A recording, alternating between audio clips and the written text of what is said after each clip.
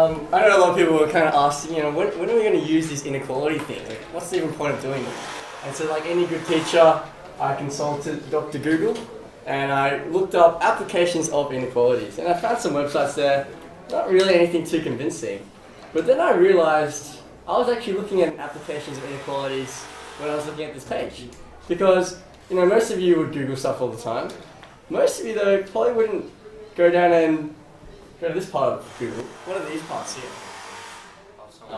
Pages. You've got different pages, right? And most people, they just stay on the first page because they assume they have the best results there. I mean, we can go to the second page, but uncharted territories here. I haven't even heard of most of these websites, right? There's a reason why we don't usually go to these second pages because we don't think they're as credible or as popular.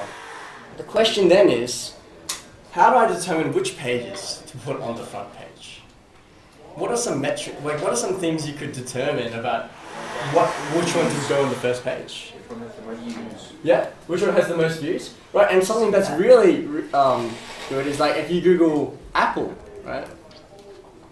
The first thing that comes up is not the fruit, but it's the company, right? How does Google know how to answer that question? And like James said, one thing you could use is the number of people that go to that website.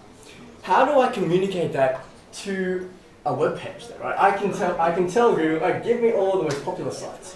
But how does someone at Google actually generate that? They need to speak the language of computers. So for my IST students, what do I have over here? Yeah, I've got something called an if statement. It's basically like a condition. This is an example. If the views, for example, this is a simplistic way of understanding it, but if the views are, what's this guy here? It's a inequality. Which inequality is it? Greater than, right? If the views are greater than 1 million, one thing you could say, hey, put it on Google's first page. That's one way we can use inequalities to communicate things that have words, but things we want them on a mathematical or computational kind of space. Because we need to speak the language of computers when we are looking at them.